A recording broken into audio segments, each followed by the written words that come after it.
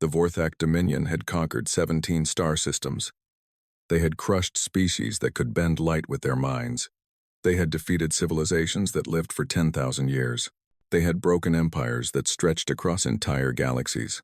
The Vorthak were the most powerful force in their sector of space, and they knew it.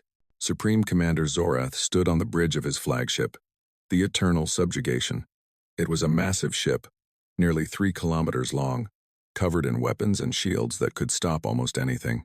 Behind him, through the viewing screen, he could see his fleet. 200 warships moved through the darkness of space like a swarm of metal insects. Each ship was filled with soldiers, weapons, and machines of war. They were heading toward a small blue planet that circled a yellow star. The planet was called Earth by the creatures who lived on it.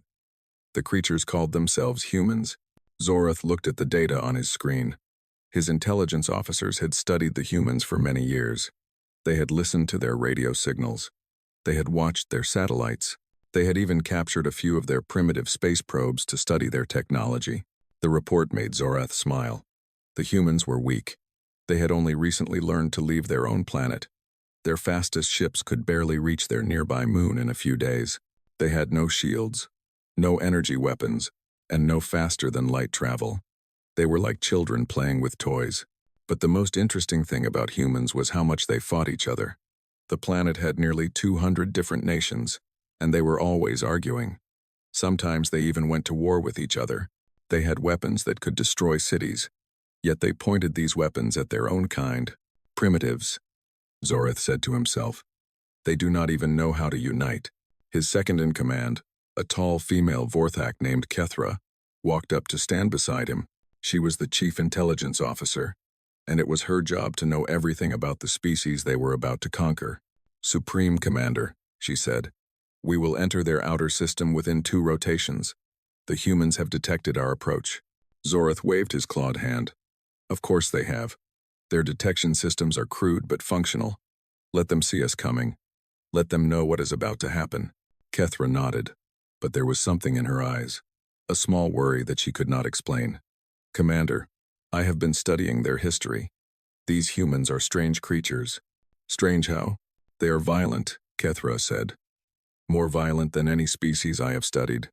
They have fought thousands of wars in their short history. They kill each other over small pieces of land, over different beliefs, sometimes over nothing at all. Zorath laughed. It was a harsh sound, like metal scraping against stone. This is why they will be easy to conquer. A species that cannot stop fighting itself is no threat to us. Perhaps, Kethra said. But there is something else. When humans face an outside threat, they sometimes change. They stop fighting each other. They become something different. Impossible, Zorath said. We have conquered dozens of divided species. They always remain divided. They betray each other, try to make deals with us, sell their own people for safety. It is always the same. Kethra did not argue. She simply bowed her head and returned to her station. But the worry in her eyes did not go away. The fleet continued its journey. They passed the ice giants at the edge of the human system. They moved through the cold darkness beyond the humans' largest planet. Everywhere they looked, they saw signs of a young and primitive civilization. Small probes drifted through space. Old satellites circled distant worlds. Communication signals bounced between planets. The humans knew they were coming. Their radio chatter had increased dramatically. Zorath's communication officers translated everything they could, and the reports were exactly what Zorath expected. The humans were afraid. Their governments were arguing about what to do. Some wanted to try to communicate. Others wanted to prepare for war. A few wanted to surrender immediately.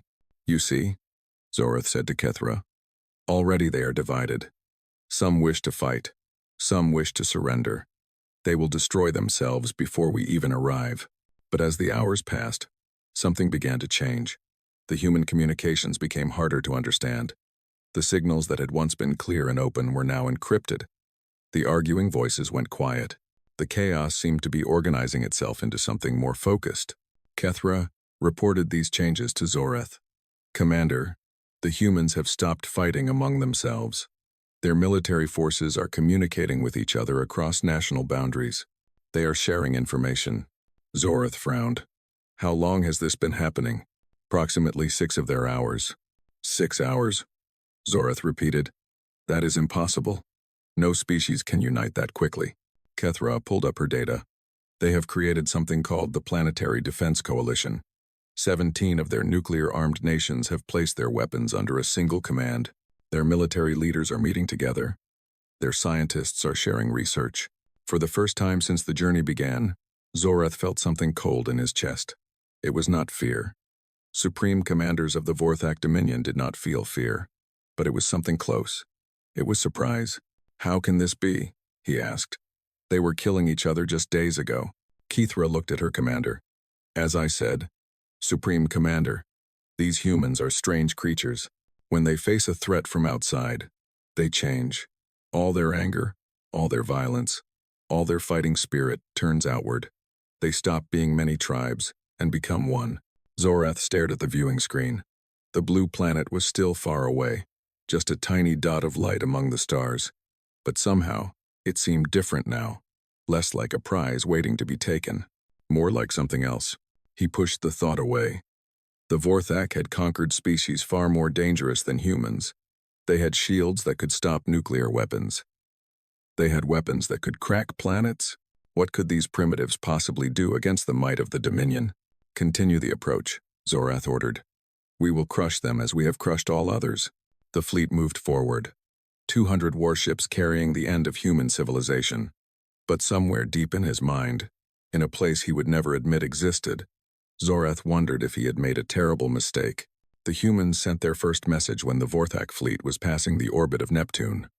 It came on every frequency, in every language they could translate from the alien signals they had been studying. The message was short and simple. Unknown vessels, you are approaching sovereign human space. State your intentions or turn back immediately. Zorath read the message on his command screen. He felt a mixture of amusement and anger. These creatures, these primitives, who had barely learned to walk among the stars, were threatening the Vorthak Dominion. It was like a small insect warning a mountain not to fall. Send the standard response, Zorath ordered. Tell them they are now subjects of the Vorthak Dominion. They will surrender their governments, their resources, and their labor. Those who resist will be destroyed. Those who obey will be allowed to serve. The message was sent. The fleet waited for a response. It came in exactly 3 minutes. A single sentence. We do not surrender. We do not serve. Come and take our world if you can. Kethra read the response aloud to the command staff. The bridge went silent. In all the years of Vorthak conquest, no species had ever responded this way. There was usually begging, negotiating, or at least some attempt to delay the invasion. But the humans offered nothing except a challenge. They are fools, Zorath said finally. They do not understand what they face. But even as he spoke, reports were coming in from his intelligence officers. The humans were doing more than just sending brave messages. They were preparing. All around the blue planet, activity had exploded. Factories that had been building cars and phones were now producing weapons. Rockets that had been designed for science missions were being fitted with warheads. Ships that had been exploring the solar system were changing course, heading outward toward the approaching enemy. The human military forces were sharing everything. Countries that had been enemies for centuries were now working together. American satellites were guiding Russian missiles. Chinese factories were building European designs. Scientists from every nation were meeting together, combining their knowledge, solving problems that would have taken years in a matter of days. This is unprecedented, Kethra reported. No species in our records has ever mobilized this quickly. They are converting their entire industrial base to war production. It does not matter, Zorath said. They have no weapons that can harm us. Their nuclear devices are powerful, yes, but our shields can stop them. Their rockets are fast, but our point defense systems will destroy them before they get close. Let them build their toys. It will not change anything. But as the days passed and the fleet moved deeper into the human system, Zorath began to notice something strange. The space around him was not as empty as it should be. The human solar system was full of objects. Asteroids, comets, old satellites, and space debris floated everywhere. At first, Zorath's officers ignored these things. They were just rocks and junk, nothing important. But then they started to notice patterns. Some of the asteroids were moving in ways that asteroids should not move. Some of the debris was giving off heat signals. Some of the rocks had structures on them that looked almost like buildings. "Commander," Kethra said one morning, her voice tight with concern, "I believe the humans have been hiding things in their asteroid belt." Zorath looked at her report. His eyes widened. The humans had been busy for decades. While their governments argued and their nations fought, their scientists and miners had been quietly working in the dark spaces between planets. They had built stations on asteroids. They had dug tunnels into rocky moons. They had created hidden bases that no one on Earth had talked about publicly.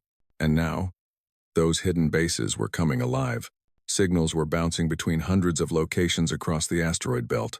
Power systems were activating. Engines were firing.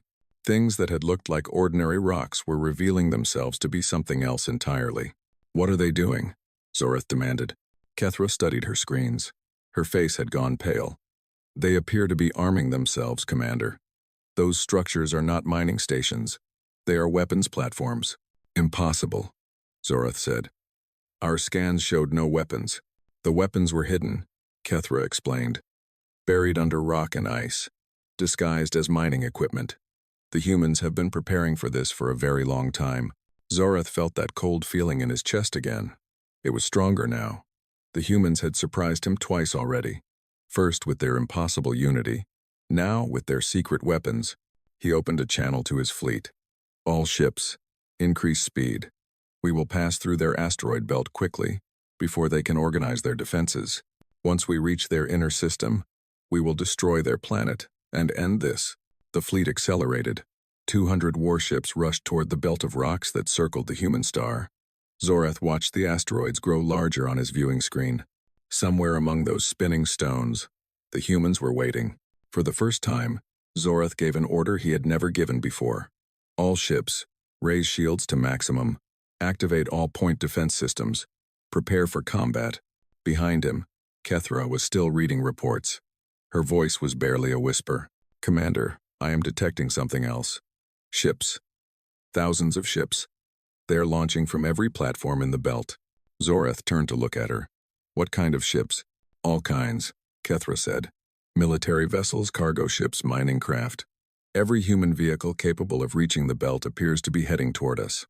She paused. "Many of them are broadcasting final messages to their families." "Final messages?"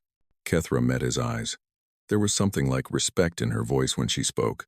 "They know they are going to die, Commander. They are coming anyway." The fleet entered the asteroid belt, and the humans attacked. The first attack came from 16 different directions at the same time. One moment, the Vorthak fleet was moving through the asteroid belt in perfect formation. The next moment, space itself seemed to explode. Railguns hidden inside hollowed-out asteroids fired metal slugs at incredible speeds. The projectiles were simple things, just pieces of iron and tungsten shaped into pointed rods. But they were traveling so fast that when they hit Vorthak's shields, the energy release was like a small sun. Missiles launched from 100 different platforms. They were crude weapons by Vorthak standards, tubes of metal filled with nuclear explosives. But there were so many of them. Thousands of bright points of light raced toward the fleet, and behind them came thousands more. Mass drivers, huge magnetic launchers built into the largest asteroids, hurled rocks the size of buildings at the invaders. The rocks had no guidance systems. They were just chunks of stone pushed to incredible speeds. But in space, even a rock can kill. Zorath watched the first wave of attacks on his command screen. His point defense systems were working at maximum capacity, shooting down missiles and deflecting projectiles. His shields were holding, but even as he watched, red lights began to appear on his fleet display. Ships were being hit. Ships were dying. "Damage report," he ordered. Kethra's voice was shaking. "We have lost 37 vessels in the first 4 minutes, Commander. Another 60 are reporting significant damage." 37? Zorath could not believe it. The Vorthak had lost more ships in 4 minutes than they had lost in their last 3 invasions combined. The attacks kept coming. The humans had spent decades preparing for this moment. They had studied every alien signal, every piece of technology they could find. They had calculated exactly how Vorthak shields worked, exactly when they needed to be recharged, exactly where the weak points were. Their weapons were primitive, but their tactics were brilliant. They attacked in waves, timing their strikes to hit at the exact moment when shields were weakest. They coordinated across thousands of kilometers, using communication systems that the Vorthak could not jam. They sacrificed some platforms to draw fire, while others delivered killing blows. And they did not stop. Every time one weapon was destroyed, two more seemed to take its place.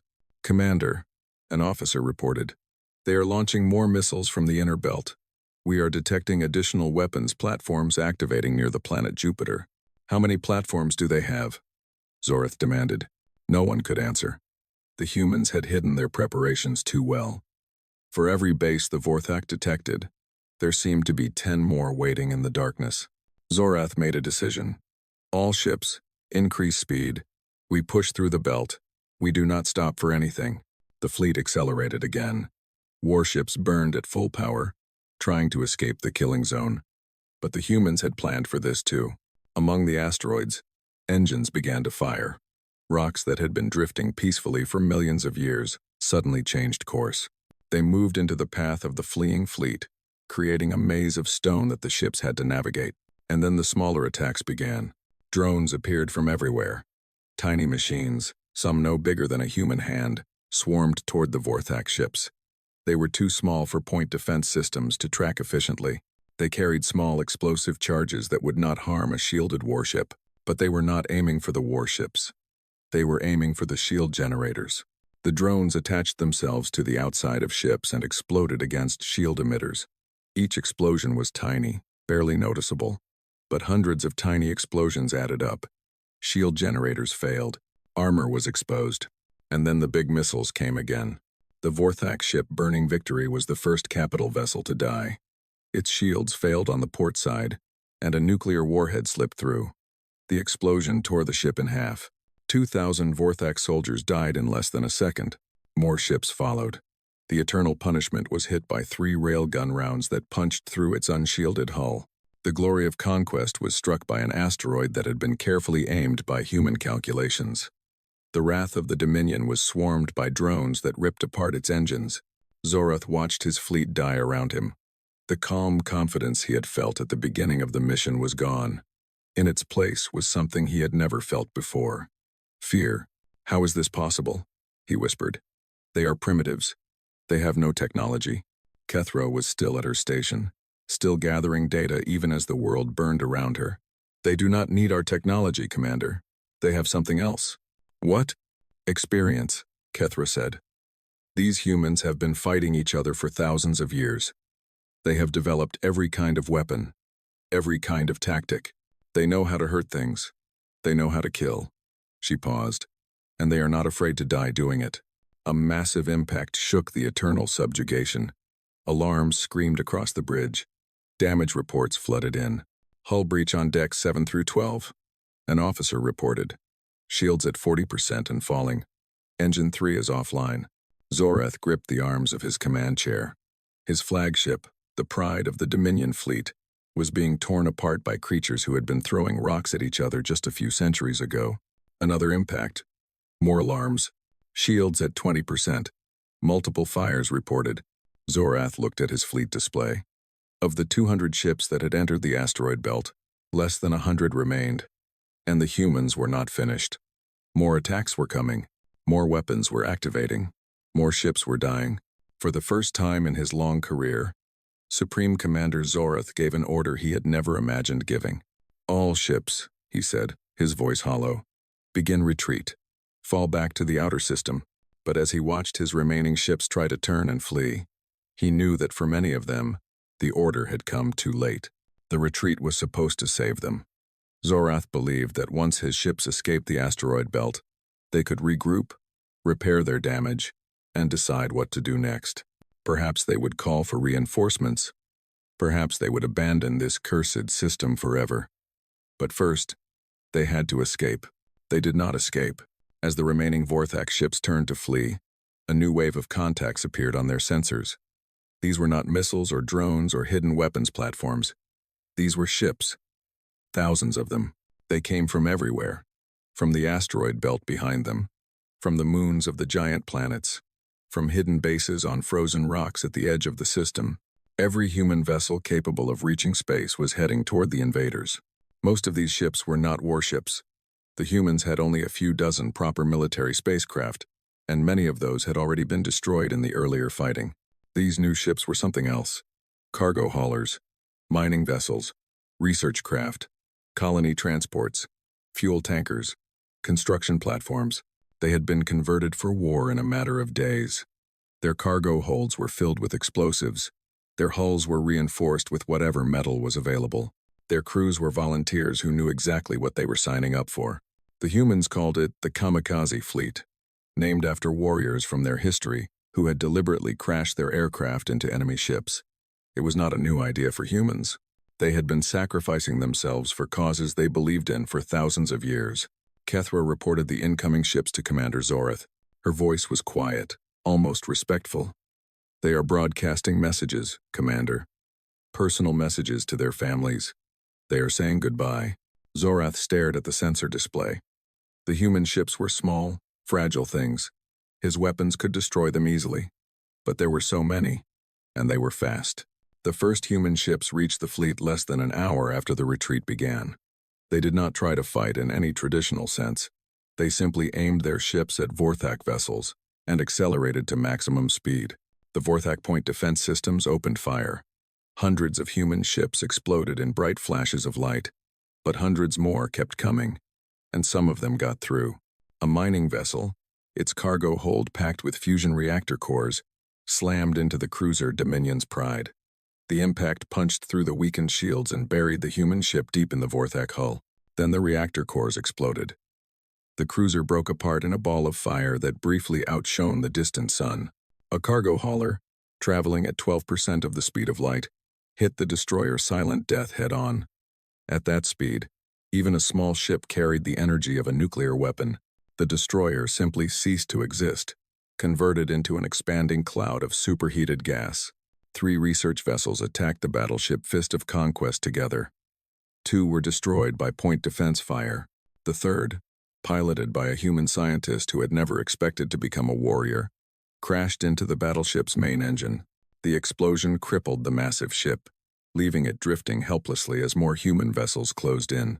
Zoreth watched his fleet being torn apart by enemies who should have been too primitive to threaten them. His tactical officers were shouting numbers that made no sense. Kill ratios that should have been overwhelmingly in the Vorthak favor were meaningless when the enemy did not care about dying. "They are insane," Zoreth said. "They are throwing their lives away." Kethra shook her head. "They are not insane, Commander. They are protecting their home. They believe that their deaths will save their families, their children, their species. For that, they will pay any price." Another impact shook the eternal subjugation. The flagship's shields had failed completely now. Its hull was torn in a dozen places. Fires burned on multiple decks. Half of its weapons were offline. "Commander," an officer reported, "I am detecting a large human vessel approaching at high speed. It appears to be a colony transport. It is on a direct collision course." Zoreth looked at the sensor display. The colony transport was huge, nearly as large as his own flagship. It was an old ship, designed to carry thousands of humans to new worlds. Now it was carrying something else. "Can we stop it?" Zoreth asked. "Negative, Commander. Our point defense systems are overwhelmed. Our shields are gone. We have no weapons that can stop a ship that size." Zoreth stood up from his command chair.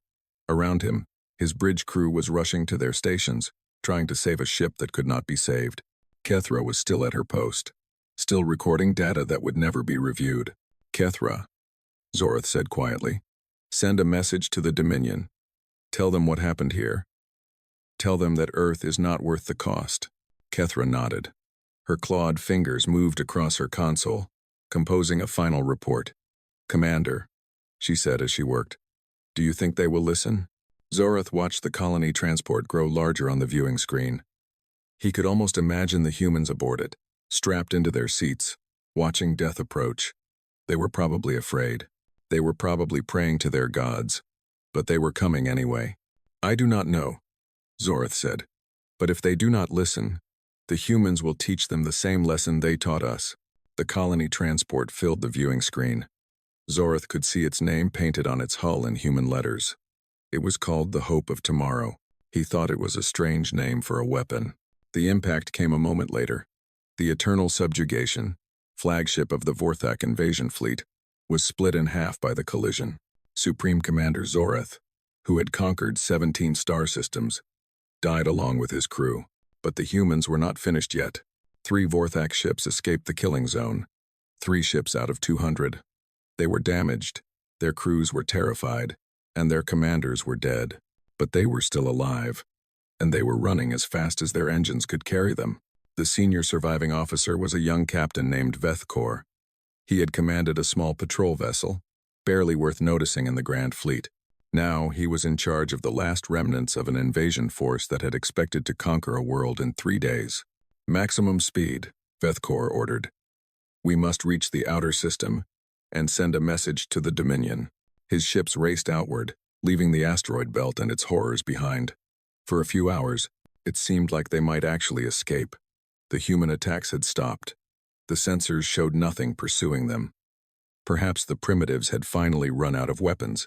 They had not run out of weapons. The humans had simply been preparing something bigger. At the orbit of Jupiter, the largest planet in the human system, Vethkor's sensors detected new contacts, human ships launching from the moons of the giant world. The humans had bases here too, hidden in the radiation belts and the shadows of the great moons. No, Vethkor whispered. How far does their reach extend? The human ships were fast. Modern vessels, not the converted cargo haulers of the kamikaze fleet. These were proper warships, built in secret shipyards, armed with the best weapons humanity could create. They had been held in reserve, waiting for any survivors of the asteroid belt. Vethkor's damaged patrol vessel could not outrun them. Neither could the other 2 surviving Vorthak ships. One by one, the human warships caught up to them. The first Vorthak ship was destroyed near one of Jupiter's smaller moons. It tried to fight back, but its weapons were damaged, and its shields were gone. Human missiles tore through its hull and ended its flight in a flash of fire. The second Vorthak ship made it further, almost to the orbit of Saturn. But the humans had ships there too, launched from a base on the moon called Titan. The Vorthak captain tried to surrender, broadcasting messages of peace and offering valuable technology in exchange for his life. The humans did not respond. They simply fired their weapons until the ship stopped moving. Vethkor watched his last companion die from a distance. He knew he would be next. His ship was the slowest and most damaged of the 3. There was no way he could escape, but he could still complete his mission. He could still send a message to the Dominion. He ordered his crew to broadcast on every frequency the Vorthak used for long-range communication. He told them everything that had happened.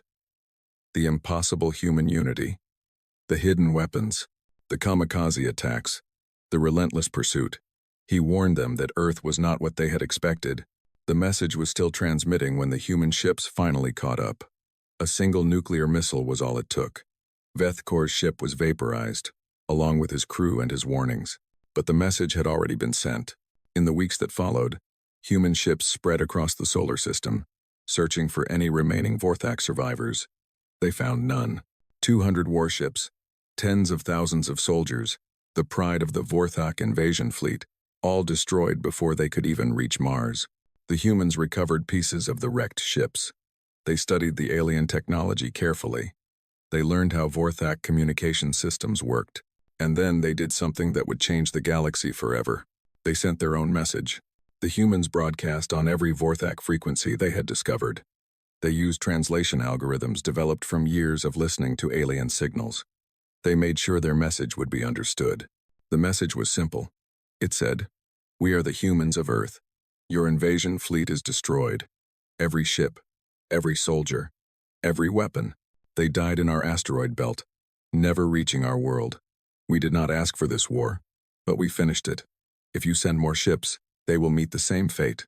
Earth is not worth the cost. Leave us alone." The message spread across the stars.